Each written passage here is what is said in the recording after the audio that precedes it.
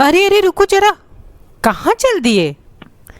Hello and very warm welcome.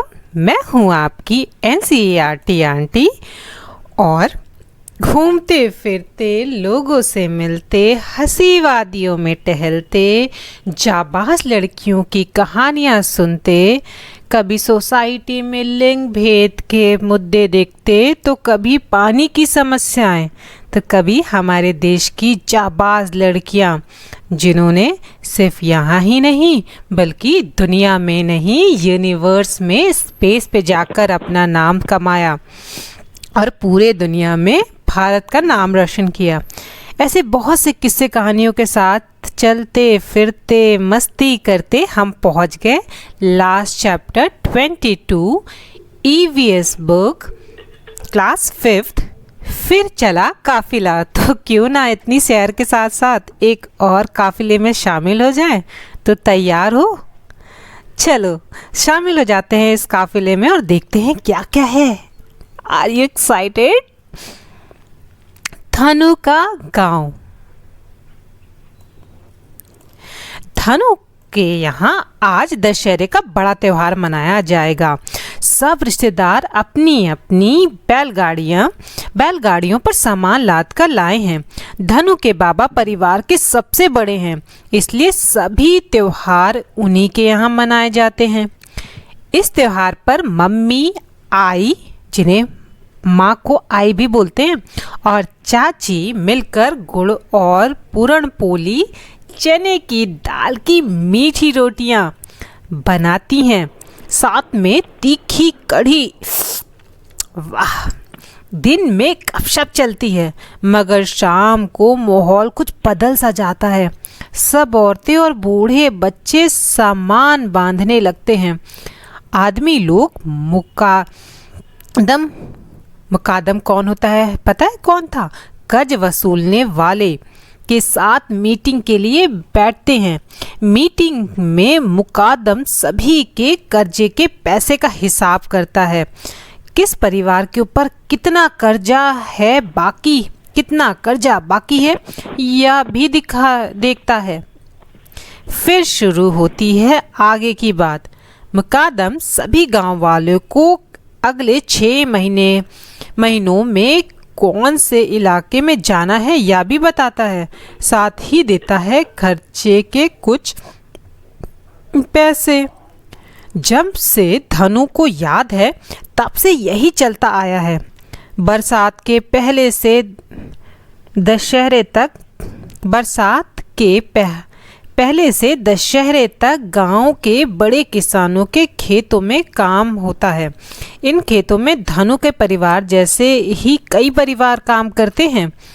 इस कमाई से उनका 1 महीने का खर्च चल जाता है, पर बाकी के कुछ महीने सब बरसात नहीं होती तब खेती में भी काम नहीं होता। फिर उस समय गुजारा कैसे हो, इसलिए सब कर्ज लेते हैं। इस कर्ज को चुकाने के लिए वे मुकादम के लिए काम करते हैं। यह मुकादम शक्कर के कारखानों का दलाल है। वह उन्हें गन्ने की खेती में काम दिलवाता है। बताओ, क्या धनु के गांव में सभी किसान अपनी जमीन पर काम करते थे? धनु के परिवार के पास अपने गांव में कब काम होता था और कब नहीं? क्या तुम कुछ ऐसे परिवार को जानते हो जो खेती से जुड़े हैं और जिन्हें काम के लिए कुछ महीने घर छोड़ना पड़ता है? सोचो और पता करो। अगर धनु के गांव के लोग अपना गांव छोड़कर काम के लिए ना जाएं, तो वहां उन्हें ऐसी परेशानियां हो सकती हैं। धनु के गांव में जब बारिश नहीं होती तब खेती भी नहीं हो पाती। क्या बारिश के पानी के बिना भी खेती की जा सकती है? अब आगे के कुछ महीने धनु अपने आई, बापू, चाचा, उनके 2 बड़े बच्चे, मामा मामी, उनकी 2 लड़कियां और गांव के 40-45 परिवार अपने घर से दूर रहेंगे। 6 महीने धनु और उसके जैसे कई बच्चे स्कूल नहीं जा पाएंगे। धनु के घर में उसकी बूढ़ी दादी, एक चाची जो देख नहीं सकती है, 2 महीने के चचेरी बहन ही रह जाएंगी। इसी तरह गांव के अन्य कई परिवार में भी बूढ़े और बीमार लोग रह जाते हैं। धनु को अपनी दादी की बहुत याद आती है। वे उसे बहुत प्यार जो करती थी। धनु हमेशा सोचता है कि उसके पीछे से दादी की देखभाल कौन करेगा, पर धनु क्या करे। सोचो, धनु का परिवार और गांव के लोग काम के लिए दूर जगह जाते हैं, तब कुछ लोग गांव में ही रह जाते हैं। ऐसा क्यों होता होगा? धनु और उसके जैसे कई बच्चे 6 महीने तक गांव छोड़कर चले जाते हैं, तब गांव के स्कूल में क्या होता होगा? तुम्हारे घर के लोग जब काम के लिए घर से बाहर जाते हैं तो बुजुर्गों और बीमारों की देखभाल के लिए घर में क्या इंतजाम है? दशहरे के बाद परिवारों का यह काफिला अब गन्ने के खेतों और शक्कर के कारखानों के पास झोपड़ियाँ बनाकर रहेगा। ये अपनी झोपड़ियाँ ये गन्ने के सूखे पत्तों और रस निकले गन्नों से बनाते हैं। सुबह के अंधेरे में उठकर घर के आदमी खेतों में गन्ने की कटाई करते हैं। बच्चे और औरतें गन्नों के गट्ठर बांधते हैं, फिर उन्हें शक्कर के कारखानों में ले जाते हैं। कई बार धनु भी उनके साथ जाता है। कारखानों के बाहर कभी कभी 2-3 रातें बैलगाड़ी पर गुजारनी पड़ती है। तब धनु अपने बैलों के साथ खेलता है, यहाँ वहाँ घूमता है। कारखानों पर अपने परिवार के हिस्से के गन्ने का वजन करवाकर धनु के बापू रसीद लेते हैं। जब जब मुकदम मिलने आता है तब उसे ये रसीद देकर कर्ज का हिसाब रखा जाता है। मुकदम अगले हफ्ते के कर्ज के पैसे भी ले जाता है। तब धनु की आई और मम्मी बच्चों को लेकर पास के गांव के बाजार से हफ्ते भर का आटा तेल खरीदती हैं। बच्चों के लिए एक आधा लड्डू, सेव, चने भी ले लेती हैं। मम्मी धनु के लिए पेंसिल, रबड़ या कॉपी भी खरीदती हैं। धनु मम्मी का लाडला जो है, पर 6 महीने तो ये चीज़ें धनु के काम ही नहीं आ पाती।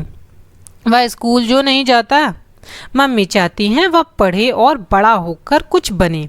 उसे इस तरह परिवार के साथ भटकना ना पड़े। आजकल मामी धनु के आई बापू से कहते हैं,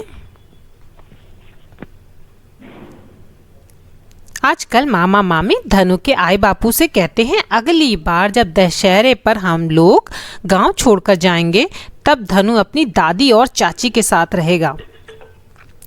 वह गांव के बाकी बच्चों की तरह स्कूल जाएगा, बीच में पढ़ाई नहीं छोड़ेगा, आगे पढ़ेगा और कुछ बनेगा। सोचो और बताओ, मम्मी क्यों चाहती हैं कि धनु साल भर स्कूल जाए, पढ़े और कुछ बने? जब तुम लंबे समय के लिए स्कूल नहीं जा पाते तो क्या होता है? चर्चा करो और लिखो। धनु 6 महीनों के लिए जहाँ गांव वालों के साथ जाता है वहाँ पढ़ाई का इंतजाम क्या किया जा सकता है? और अगर हाँ तो कैसे? ऐसे कुछ और भी काम हैं जिनके लिए लोगों को कई महीनों तक अपने घरों से दूर रहना पड़ता है। किताबों से और उदाहरण ढूंढो और लिखो। अलग अलग किसानों के जीवन में क्या समस्याएं हैं और क्या फ़र्क है, हम क्या समझें? तुमने कई पाठों में अलग अलग तरह के किसानों के बारे में पढ़ा। दी गई तालिका में उसके बारे में लिखो। किसान का नाम लिखो। खुद की खेती है या नहीं है ये बताओ। क्या उगाते हैं, क्या परेशानियां आई और कुछ। इसी के साथ ये चैप्टर कंप्लीट होता है। ये है तो छोटा चैप्टर, लेकिन किसानों की एक और समस्या को दिखाता है और पीछे रह गए परिवार को। तुम्हें क्या लगता है इस तालिका में? क्या तुम किसी किसान को जानते हो? इस तालिका को तो भरो, but let me know in the comment section तुम्हारे क्या व्यू हैं इस पे। क्या तुम किसी ऐसे किसान को जानते हो या खुद उनका एक परिवार का हिस्सा हो? और इसके लिए तुम्हारे क्या एक्सपीरियंस है या तुम क्या करना चाहते हो या क्या किया है? Bye bye. इसी के साथ हमारी EVS क्लास 5th की NCERT समाप्त होती है। तो आई होप सो आप लोगों को बहुत मज़ा आया होगा। भाई मुझे तो बहुत मज़ा आया और मैं मिस करूँगी आप लोगों को।